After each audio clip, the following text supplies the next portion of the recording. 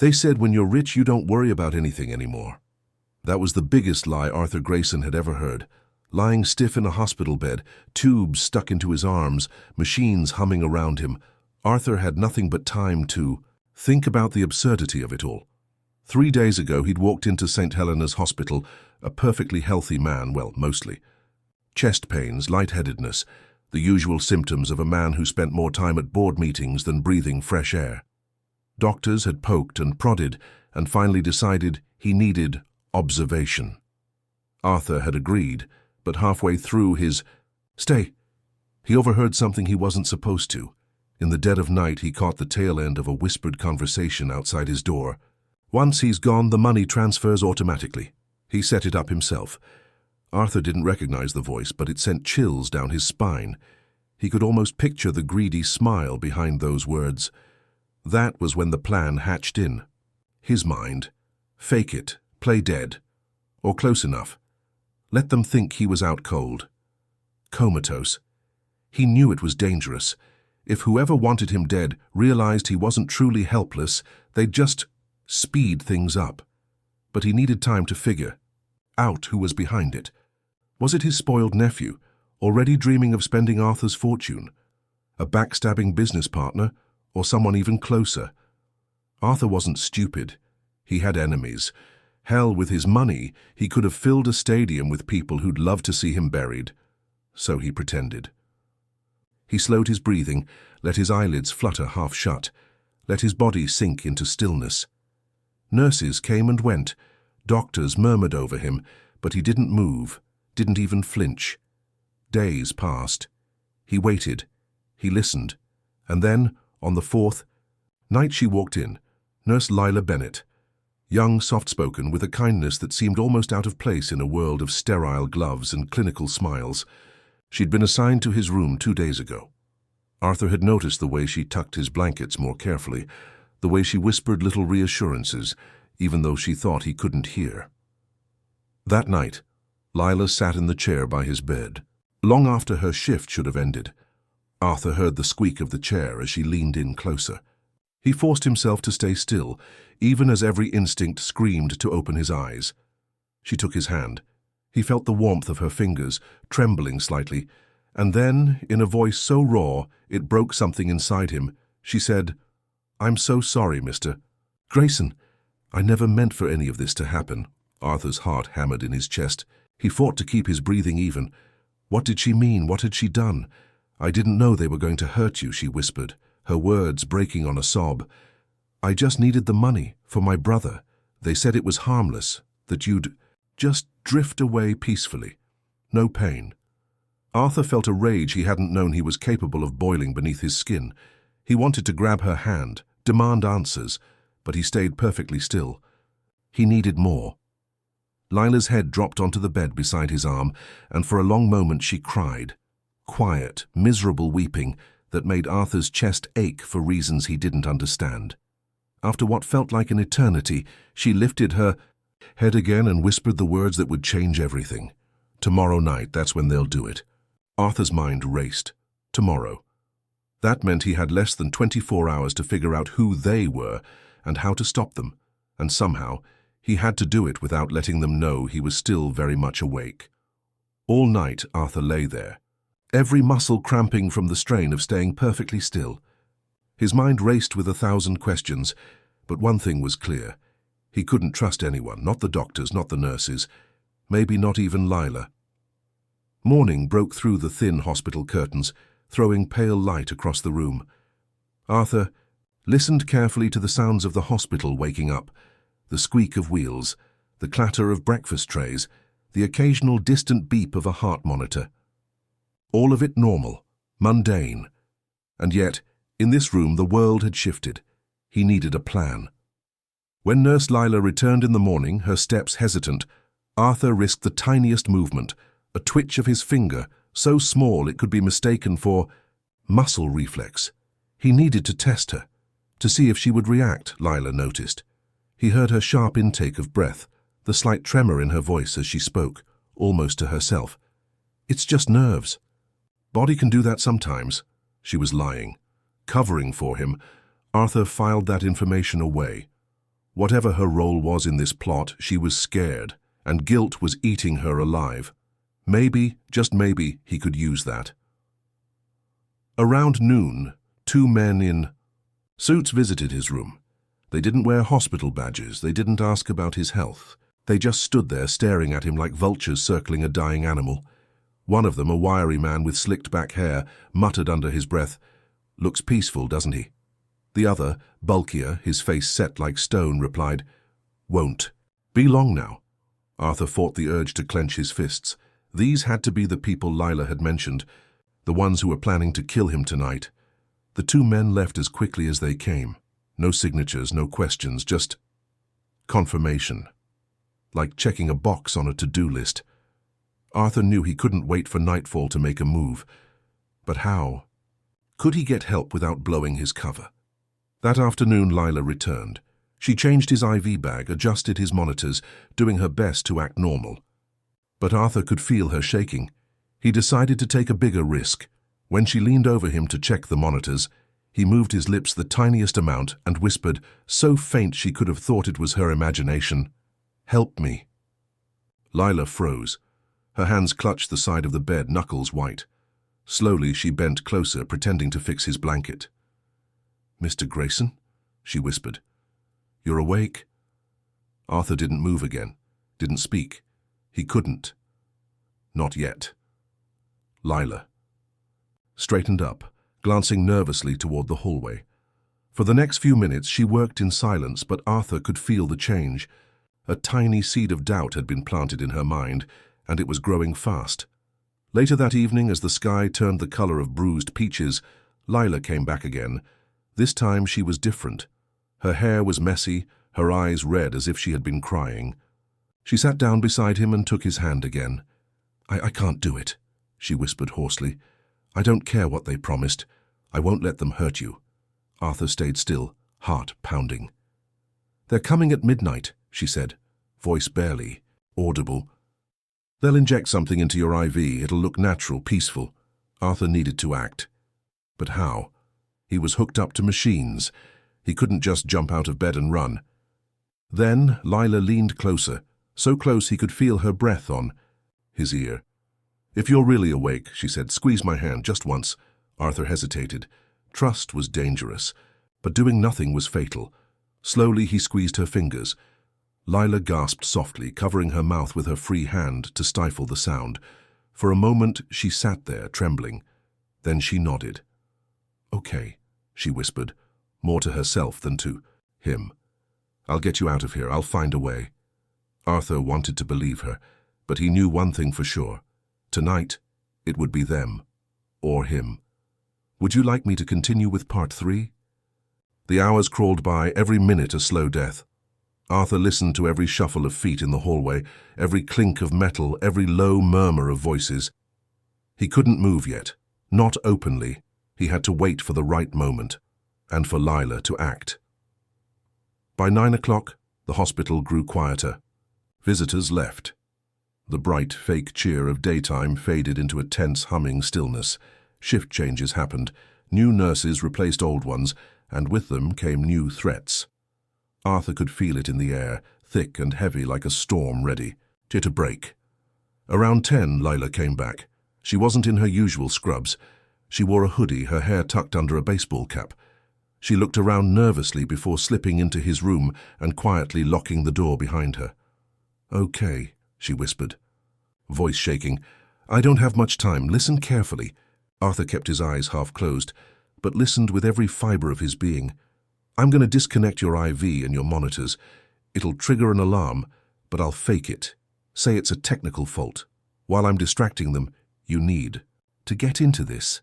He heard the soft crinkle of fabric and felt her shove something under his blanket. A wheelchair. She had stashed a folded wheelchair under his bed. "You'll have maybe 5 minutes before they realize something's wrong," she said. "Take the service elevator at the end of the hallway, down to the basement. From there, you'll have to figure it out." Arthur wanted to grab her hand, thank her, promise her a fortune for her help, but he couldn't risk it. Not yet. Lila moved fast. She pulled out his IV lines carefully, pretending to check his monitors. Alarms started blaring, shrill and sharp. Footsteps thundered in the hallway. Voices shouted. "Stay still," she hissed under her breath. "Now or never." Arthur cracked open his eyes. The room was empty except for her. Quickly, painfully, he forced himself to sit up. His muscles screamed in protest. His legs, stiff from days of immobility, felt like concrete pillars. But he didn't stop. He pulled the wheelchair out from under the bed, unfolding it with shaky hands. He almost collapsed into it, sweat pouring down his face. Every second felt like an hour. In the hallway, Lila threw open the door and yelled, "He's crashing! I need a crash cart now!" Chaos erupted outside. Perfect cover.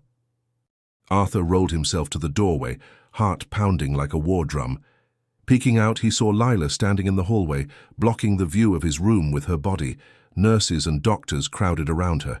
Nobody noticed him slipping out into the shadows. The service elevator was at the far end of the corridor. He pushed the wheels with every ounce of strength he had. Teeth gritted against the burning in his arms and legs. He was almost there. Almost. Then he heard a voice that froze. "Him to the marrow. Where the hell do you think you're going?" Arthur turned his head, pulse thundering in his ears. It was one of the men from earlier, the wiry one with the slicked-back hair. He wasn't in a suit anymore. He wore scrubs now, blending in with the staff. A gun bulged under the hem of his uniform. His eyes glittered with something cold and eager. Arthur pushed harder, but the man moved fast, sprinting toward him. Arthur slammed his palm into the elevator button, praying it would open fast enough. The doors slid open with an agonizing slowness. He backed into the elevator just as the man lunged forward. A loud crash rang out. Arthur's heart stopped for a moment before he realized Lila had tackled the man from behind, sending both of them sprawling onto the tile floor. "Go!" she screamed. Arthur didn't think twice. He spun the wheelchair around and slammed the B button for the basement. The doors closed just as the man snarled and tried to scramble up. Darkness swallowed him as the elevator rattled downward, but Arthur knew the fight was far from over. If they were willing to kill him inside a hospital, there was no telling what they'd do once he was out in the open. He had to disappear, and he had to find out who ordered his death before they finished the job. The elevator thudded to a stop. For a second, Arthur sat frozen, every nerve screaming that the doors might open to another ambush. But when they slid apart, the basement lay empty, dimly lit by flickering fluorescent lights. It smelled of bleach, mildew, and something metallic. Blood, maybe, or just rusted pipes. It didn't matter. Arthur didn't have time to think. He rolled himself out of the elevator, muscles on fire, every push of the wheelchair harder than the last. He spotted an old service hallway to his left. Bare concrete, exposed wiring. The kind of place no visitors would ever see. Perfect. Halfway down the hall, he found a janitor's closet. He pushed the door open with a trembling hand and slipped inside. The air was heavy with the stench of cleaning chemicals. It made his eyes water. He needed to get out of the wheelchair. He needed to move like a normal man again, or at least fake it enough not to draw attention. With a grimace, he forced himself up. His legs almost buckled under him, but he grabbed a metal shelf for balance. Breathe. Focus. His muscles screamed in protest, but he shuffled forward, each step a small victory. In the back of the closet, hanging on a hook, was an old maintenance uniform, stained, torn at the sleeve, but it would do. With fumbling fingers, he stripped off his hospital gown and pulled the uniform on over his trembling body. He glanced at his reflection in a cracked mirror. A mess. Hollow cheeks, dark bags under his eyes, skin pale and waxy. Good. He didn't want to look like Arthur Grayson, billionaire tycoon. He wanted to look like nobody at all. Arthur wiped the sweat from his forehead and limped out of the closet. The service door at the end of the hall had a broken lock. One hard shove and he was out into the night. The city spread out before him, glittering and cold. Skyscrapers loomed like silent gods in the dark. Somewhere up there, in penthouses and boardrooms, the people who wanted him dead were probably sipping champagne, thinking he was as good as buried. Good. Let them think that. Arthur ducked into a shadowy alley and pulled out the emergency cell phone he had hidden in the lining of his hospital gown days ago, a habit formed from decades of paranoia and ruthless business wars. He flipped it open with shaky fingers and dialed the only number he could trust.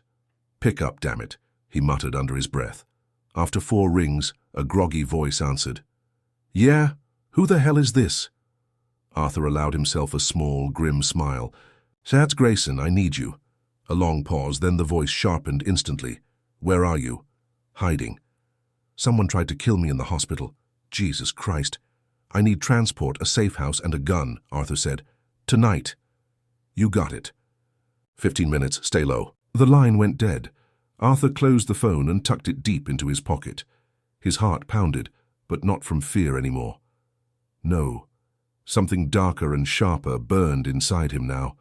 Vengeance. Whoever had orchestrated this had made one critical mistake.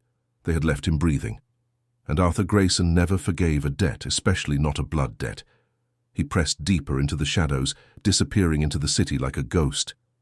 By morning, he vowed, someone was going to pay. 15 minutes felt like an hour. Arthur huddled behind a dumpster, the stink of rotting garbage thick in the air, the cold seeping into his bones. Every second he stayed out here, exposed, was another second closer to getting caught, or worse. Finally, headlights flickered at the end of the alley. A black SUV, windows tinted, engine humming low. The driver flashed the lights twice, the signal they had agreed on years ago during more dangerous days. Arthur limped toward the vehicle as fast as he could. The back door swung open, and he practically fell inside. Behind the wheel sat Dominic Reyes, Arthur's old head of private security. Dominic had been with him through 3 assassination attempts, 2 corporate raids, and a kidnapping in Venezuela. If there was anyone Arthur trusted, it was him. "You look like hell," Dominic said, pulling away from the curb without missing a beat. "Feel worse," Arthur croaked. Dominic handed him a bottle of water and a small black duffel bag. Arthur ripped it open. A pistol, extra magazines, burner phones, cash, and a clean set of clothes. "Where to?" Dominic asked. Arthur hesitated. "First, somewhere I can clean up, then we hunt." Dominic gave a grim nod. No questions, no hesitation. That's why Arthur paid him more than some CEOs made in a year. They drove to a rundown motel on the edge of town, one of Dominic's ghost nests, places off the grid, no cameras, cash only.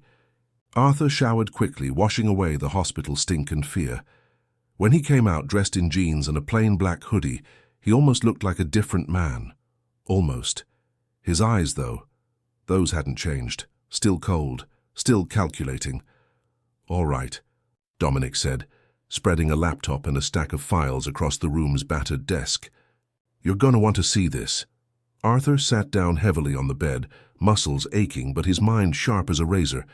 "We did some digging after you went into the hospital," Dominic said. "Standard background checks, just to be safe. Guess what? Some strange financial activity popped up." He clicked open a file. Arthur's stomach twisted as he saw the name. Marcus Grayson, his own blood, his late brother's son, his nephew. "Marcus set up a new holding company 2 weeks ago," Dominic continued. "Funneled nearly $2 million into a private account offshore. Lined up real estate purchases, a few sports cars, even hired a yacht crew. He's spending money he doesn't have yet." Arthur's fists clenched. "He bet on you dying," Dominic said bluntly. Arthur stared at Marcus's smug face in the photo on the screen. All those years Arthur had paid for his schooling, bailed him out, of gambling debts, set him up with cushy jobs, and this was the thanks he got. But something still didn't sit right. Marcus was a spoiled brat, sure, but he wasn't a killer. He didn't have the guts for it. No, someone else had to be behind the actual plan. Someone with brains. Arthur leaned forward, scanning the files. "Who else?" he asked. Dominic grimaced. "That's where it gets worse. Your lawyer, Sheila Maddox. She's in on it." Arthur's jaw tightened. Sheila had been with him for 15 years. She had access to all his accounts, his medical records, even his living will. "She updated your do not resuscitate orders last month," Dominic said. "Signed them herself, falsified it." Arthur closed his eyes for a moment, breathing deep. Betrayal was one thing. Betrayal by people you trusted was another level of poison. "They were going to let you die," Dominic said quietly. "No questions asked. Smooth and legal." Arthur opened his eyes. They burned with cold fire. "Not anymore," he said. He grabbed the pistol from the duffel bag, checked the magazine. Fully loaded, heavy and reassuring in his hand. "First Marcus," Arthur said, voice like gravel. "Then Sheila." "And after that?" Dominic asked. Arthur smiled. It wasn't a pleasant smile. "Then we tear down anyone who knew about this and didn't stop it." The game had changed. He wasn't the prey anymore. He was the storm coming. They found Marcus exactly where Arthur expected him to be, at a private rooftop party in the heart of downtown, surrounded by champagne, women and men too eager to kiss. The ring of a future billionaire. Except Marcus wasn't a billionaire yet, not while Arthur Grayson still drew breath. Dominic parked the SUV in a dark alley 2 blocks away. Arthur pulled the hood of his sweatshirt low over his face, tucked the pistol into his waistband, and moved through the streets like a shadow. His body still ached from days of pretending, but adrenaline drove him forward. Rage gave him strength. The rooftop entrance wasn't guarded heavily. Marcus wasn't expecting a fight. After all, in Marcus's mind, Arthur was already halfway buried. Arthur slipped past the clueless valet and climbed the back stairwell, each step echoing like a war drum in his ears. When he reached the top, he pushed the heavy door open and stepped onto the roof. Music blasted. Laughter filled the air. Lights twinkled across the skyline. It would have been a beautiful night if it wasn't about to turn deadly. Arthur spotted Marcus immediately, lounging on a leather couch, a drink in one hand, a woman draped over his shoulder. His fake designer watch caught the light every time he gestured grandly, like a king addressing his court. Arthur walked straight toward him, shoving through the crowd. Someone grabbed his arm, security finally noticing, but Arthur slammed an elbow into the man's gut without slowing. The guard crumpled with a grunt. Marcus looked up, frowning, annoyed at the disturbance. Then his eyes widened in horror. "Uncle," he stammered, voice cracking. You're supposed to be—" Arthur didn't give him a chance to finish. He grabbed Marcus by the collar and yanked him to his feet. Gasps rippled through the crowd. Phones whipped out. Flashbulbs popped. "Good. Let them record this. Let the whole city see what betrayal brought you. You're a coward, Marcus," Arthur snarled, voice low and deadly. "A stupid, greedy coward." "Uncle, please," Marcus whimpered, his hands shaking. It wasn't my idea. She said you were dying anyway. I didn't want to—" Arthur slammed him back against the wall. The music cut out. All eyes were on them now. "How you sold me out for a few yachts and a penthouse you'll lose in a year," Arthur hissed. "You wanted me dead so you could play king for a while. You don't even have the spine to finish it yourself." Marcus sobbed. Pathetic. Weak. Everything. Arthur despised. "You're lucky I don't throw you off this roof right now," Arthur growled. "But that would be too easy." He leaned closer, so close Marcus could smell the cold fury rolling off him. "You're going to fix this," Arthur said. "You're going to sign every share, every asset, everything you thought you were stealing, back to me." I can't." "You will." Arthur pulled out his pistol, not to shoot, but to show Marcus just how serious he was. The weight of it spoke, louder than any words. "And after you do," Arthur said softly, "you're going to disappear, far away, somewhere I'll never have to look at your worthless face again. Because if I do—" Arthur pressed the gun gently, almost affectionately, against Marcus's chest. "I won't miss next time." Marcus nodded frantically, tears streaming down his face. He would sign, he would crawl. Arthur had made sure of it. Satisfied, Arthur shoved him away and turned to the stunned crowd. "Party's over," he said coldly. "Get out," no one argued. As the rooftop cleared out, Dominic appeared at Arthur's side, handing him a clean handkerchief. Arthur wiped the sweat from his forehead and tucked the gun away. "One down," Dominic said. Arthur's mouth twisted into a bitter smile. "And one bigger snake to go. Sheila Maddox. The real traitor. The woman who knew every secret Arthur had and nearly used them to kill him. If Marcus was a puppy nipping at his heels, Sheila was a viper ready to strike, and Arthur was going to crush her next. It took less than an hour to track Sheila Maddox down. While Marcus was busy signing away his worthless future under Dominic's watchful eye, Arthur made the call. Not to Sheila, he wasn't that stupid, but to one of his old private investigators. Within minutes they had her location, her second condo. The secret one Arthur had paid for years ago when Sheila was still playing the loyal assistant card. Funny. How loyalty dried up once death seemed convenient. Arthur and Dominic pulled up outside the high-rise. The doorman recognized Arthur instantly but said nothing. Money made good silence. In minutes they were riding the elevator up, floor numbers ticking by too slow for Arthur's liking. "You sure you want to do this yourself?" Dominic asked.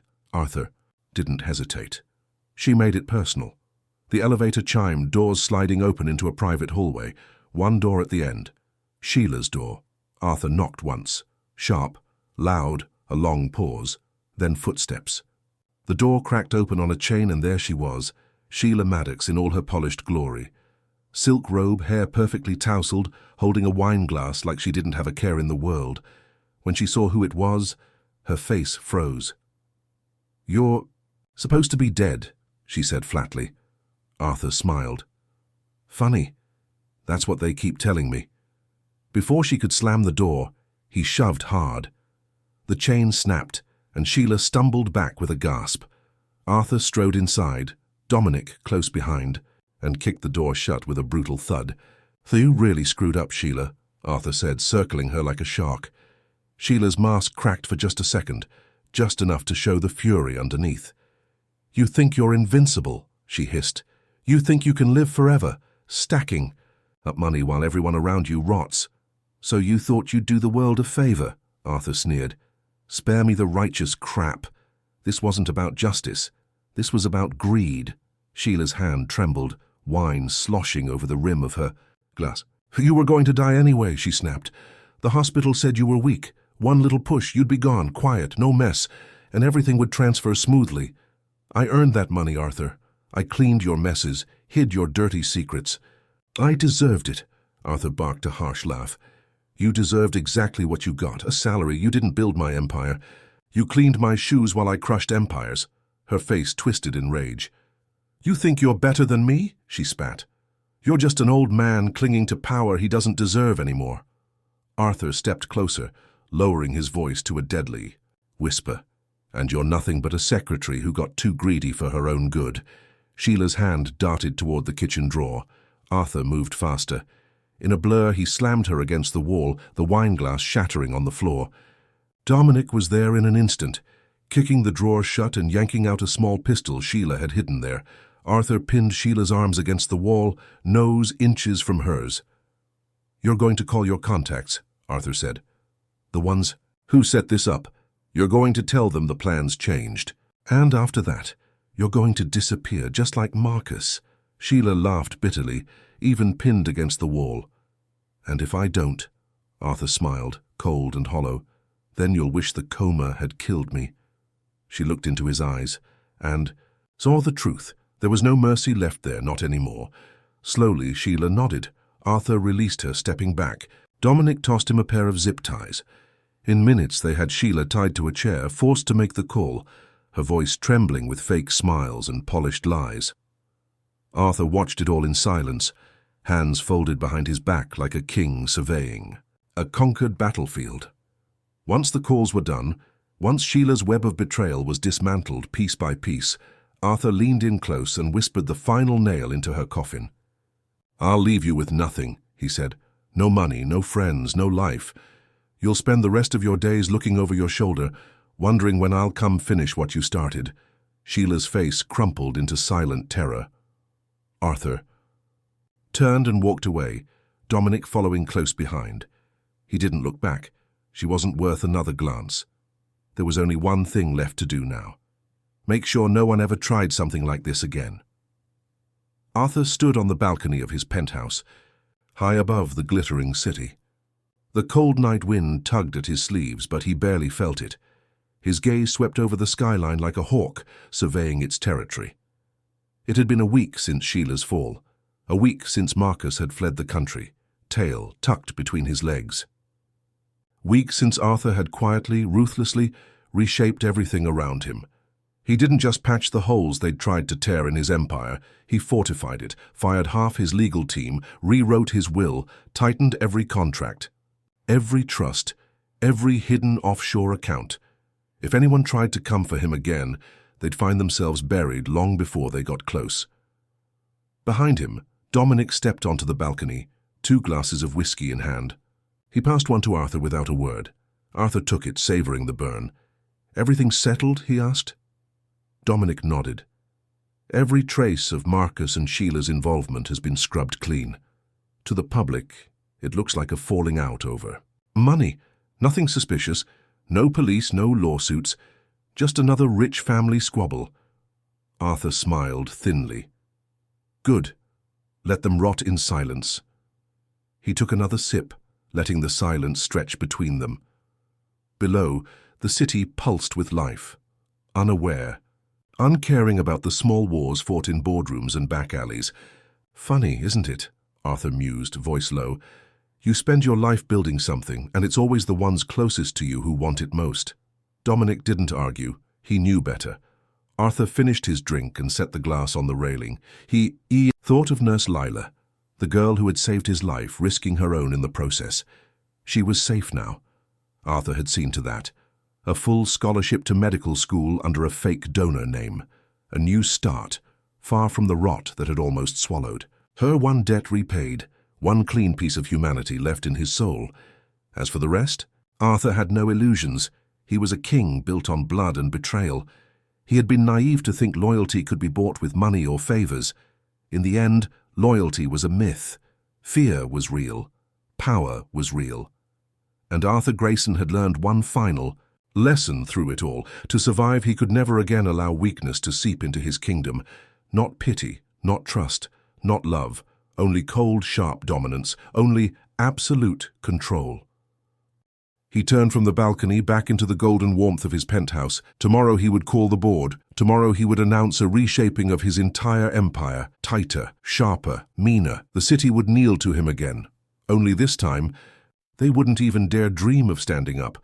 Arthur Grayson was not dead. He was reborn. And the next time someone plotted against him, they wouldn't get a second chance. They wouldn't even see it coming.